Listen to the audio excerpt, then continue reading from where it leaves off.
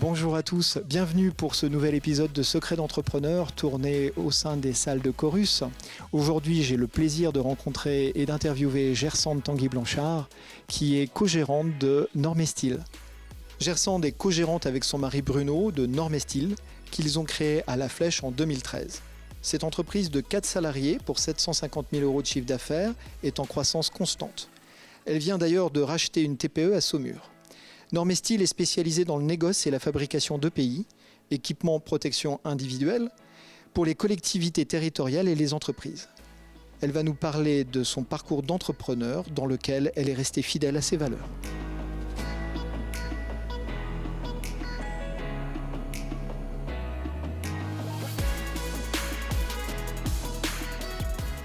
Gersande, brièvement, quelles ont été les grandes étapes avant de fonder cette structure ?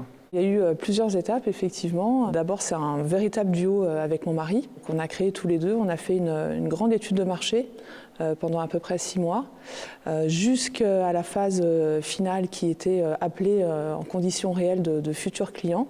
Et donc cette étape a été cruciale dans le montage de notre future entreprise. Et l'analyse du marché ? L'analyse du marché, effectivement. Alors ça passe par l'offre et la demande, bien évidemment, mais ça passe aussi par les valeurs qu'on peut avoir intrinsèquement au sein des gérants. Et toutes ces étapes sont fondamentales pour mener à bien un projet. En sachant que vous n'êtes pas improvisé dans le milieu des EPI, équipements, protection individuelle, c'est que tous les deux, vous étiez issus de ce métier. Effectivement, on s'est rencontrés dans le cadre professionnel avec Bruno. Je suis titulaire d'un bac plus 4 chef de produit textile. J'ai ensuite fait donc, ce bac plus 4 en alternance, en partie chez la FUMA, puis dans une autre structure qui distribuait déjà des équipements de protection individuelle. Et puis après, j'ai travaillé chez un confectionneur de vêtements de travail où j'ai rencontré Bruno. Et lui était donc responsable des achats matières premières. Et moi, j'étais en charge des marchés publics nationaux. On a eu des sensibilités communes produits, puis des valeurs RSE aussi communes au travail. Et puis voilà, l'amour est tombé par là. Ouais, donc c'était saupoudré d'amour. Certainement. Un enfant naît, d'ailleurs, je crois, juste avant le projet. Donc c'est en parallèle de devenir une famille, vous créez ce projet. Alors, quelles ont été les étapes vraiment, quand vous décidez de vous lancer, déjà, vous quittez la région parisienne ? Voilà, c'est ça. Donc, on était en région parisienne. Bruno avait pris un poste toujours dans la confection de vêtements de travail, mais pas concurrentiel à notre ancien employeur. Je peinais à retrouver du travail pour la simple et bonne raison qu'on m'indiquait que je pouvais faire concurrence à mon mari, qui était aussi dans une structure du vêtement de travail. Je ne me voyais absolument pas bosser dans le prêt-à-porter. C'est pas mon univers. J'ai plus d'affinité technique que vraiment mode, purement à proprement parler. Donc en fait, je suis rentrée dans l'horaire et j'ai dit à Bruno, eh bien écoute, on n'a qu'à créer une entreprise.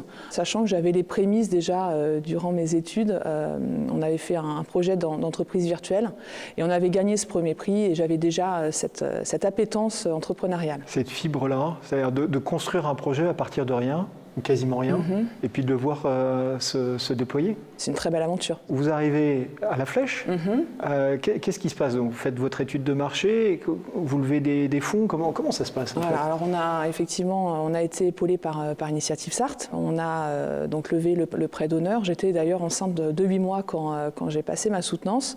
C'était l'accouchement de 2 projets. Ouais, c'est ça, parce que donc Normestil fête ses 7 ans au mois de novembre et j'ai accouché de mon deuxième un mois après, le 22 décembre. Ça a été toute une ambiance aussi et personnelle et professionnelle qu'il a fallu concilier avec des hauts, des bas, mais une belle aventure entrepreneuriale. Sur la dimension financière, quand on part de zéro, on va voir son banquier, on lui dit bonjour, j'ai besoin de temps, comment... Alors c'est vrai que cette étude de marché, on l'a vraiment peaufinée pendant 6 mois. On s'est fait épauler par un consultant qui était vraiment très professionnel et très performant en région parisienne, qui nous a donné toutes les billes.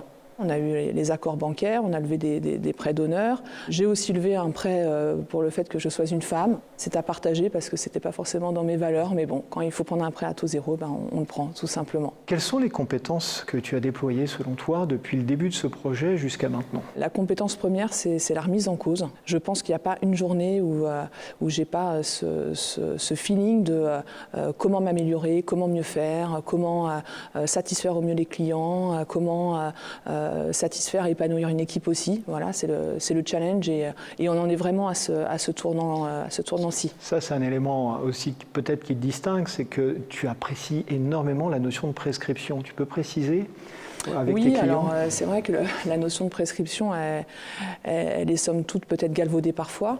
Mais pour moi, un EPI qui est porté par les utilisateurs finaux, et c'est ce que recherchent les entreprises ou les collectivités quand elles achètent ce genre de fournitures, c'est que effectivement les collaborateurs, les agents territoriaux se sentent bien, fiers de leur métier, avec des matières qui soient aussi RSE.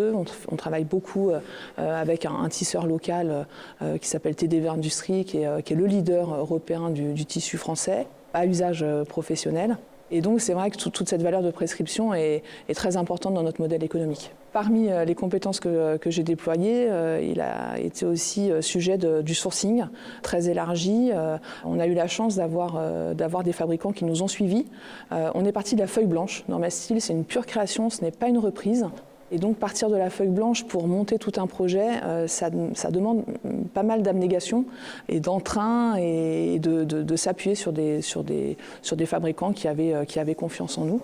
Durant notre parcours professionnel, on a forcément noué des liens avec des partenaires. Et c'est vrai que ce point d'appui a été vital pour nous. On a eu des conditions financières intéressantes en termes de paiement. On n'avait pas une trésorerie à payer, ce qu'on appelle au cul du camion. Donc voilà, toute cette approche a été aussi fondamentale dans la réussite de Norma-Steel. Et toi, personnellement ? En termes de compétences personnelles, donc cette remise en cause, cette capacité de sourcing et de s'entourer de bons partenaires, est-ce que toi, en tant que personne, il y a quelque chose qui a progressé en termes de compétences? Alors je pense que j'ai une fibre déjà agile en moi. Voilà, je cherche toujours les passerelles de repli ou justement de transcender l'obstacle. Donc ça, c'est certainement une des compétences que j'ai le plus développées. Parce qu'effectivement, quand on ne n'est pas rentier, il faut forcément trouver des passerelles pour pouvoir se développer, chiner, avoir des bureaux qui sont chinés de droite, de gauche. Mais c'est pas grave. L'idée, c'est de pas de brûler les étapes et ça, j'y tiens beaucoup. Alors, ça introduit merveilleusement ma prochaine question. Les challenges actuels de l'entreprise, tes challenges actuels, c'est quoi? Alors mes challenges actuels, effectivement, c'est de pérenniser Norma-Steel, voilà, le modèle économique. C'est de recruter parce qu'on est vraiment en phase de développement. La crise Covid est passée par là et effectivement aujourd'hui, ça fait 7 ans qu'on explique à nos clients qu'on est capable d'avoir du tissu français, oui, on est capable de faire du recyclage, oui, on est capable de plein de choses, même en étant distributeur. Voilà, c'est aujourd'hui notre force, 60% de notre chiffre est réalisé à partir de tissus français. Mais je pense que voilà, la crise a amplifié ce phénomène. Alors on le prend comme une opportunité, certainement comme une menace, parce que nos confrères vont peut-être aussi activer sur ce point-là. Mais voilà, en tout cas, nous, ce sont nos valeurs qu'on déploie depuis 7 ans, c'est pas une improvisation pure. Et vous avez su la mettre en orchestration dans ce contexte-là? On a su la mettre en orchestration, alors, avec beaucoup d'énergie déployée. Voilà, on a eu un de nos sous-traitants, on travaille beaucoup avec le milieu protégé, les ESAT, donc, qui sont des établissements qui emploient des personnes en situation de handicap, qui nous ont prêté leur atelier pendant 2 mois et demi. Alors pour complètement comprendre, parce que les téléspectateurs ils suivent peut-être pas, c'est dans la fabrication de masques. C'est ça, donc en fait on a les compétences pour acheter du tissu, on sait où acheter le tissu, mais par contre Norma-Steel ne dispose pas d'outils de production de couture, vraiment de machines à coudre. Plus l'espace pour le faire. Plus l'espace pour le faire, les espaces effectivement de distanciation sociale, etc. Donc un de nos sous-traitants nous a prêté son atelier. Donc pendant 2 mois et demi, nous avons été dans l'atelier de Calista à La Fèche pour le nommer. Et donc on a pu produire environ 10 000 masques. Alors c'est à petite échelle, hein, mais voilà, notre contribution était là. Plus effectivement toute la partie masques chirurgicaux aussi qu'on a importé. Qu'est-ce qui se passe là? Vous êtes en train de racheter une TPE à Saumur. Qu'est-ce que tu peux en dire? Oui, donc cette TPE est en fait un sous-traitant de Norma-Steel depuis le début de la création de notre entreprise. On sous-traitait une partie de marquage. Donc c'est une entreprise qui est spécialisée dans la solution de marquage textile.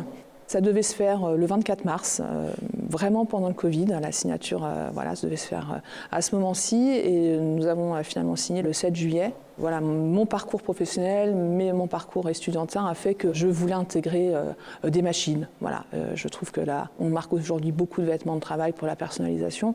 C'est une des parties de la personnalisation des vêtements. Après, il y a l'autre partie sur vraiment le vêtement fait spécialement pour le client. Mais il y a cette partie qui me plaisait. Donc là, il y a une équipe qui est en train de se monter effectivement dans cette petite TPE aussi. Si tu avais un conseil à donner à un entrepreneur qui a envie de lancer un projet ex nihilo ou en reprise, qu'est-ce que tu pourrais leur donner comme conseil ? Je pense que l'étude de marché, a posteriori, avec beaucoup de recul, il faut l'affiner, il faut la chouchouter, il faut la comprendre, il faut l'analyser. Et je pense qu'aujourd'hui, il y a toute cette vague d'entrepreneuriat, etc. Ça fait rêver, voilà, on est son propre patron, etc. Et encore, on pourrait en parler 1000 fois. Mais je pense qu'on n'est pas entrepreneur. Je pense que c'est galvaudé, en fait, ce mot-là. Il y a plein de risques à prendre, il y a plein de très très beaux challenges et humains et de satisfaction, mais c'est une véritable abnégation. Et ça, il faut l'entendre. Quand tu parles d'abnégation, qu'est-ce que tu mets derrière ? Déjà, concilier vie perso, vie pro. Mon mari, Bruno, m'épaule beaucoup et heureusement qu'il est là. C'est vraiment ce duo qui fait fonctionner et notre couple et notre union co-gérance d'entreprise. On s'occupe beaucoup des enfants, mais du lundi au vendredi, les journées sont très, très pleines. Donc, il reste samedi, dimanche et encore. Merci beaucoup, Gersand, Merci, de Patrice. ton partage et longue vie à Normes et Style. Merci.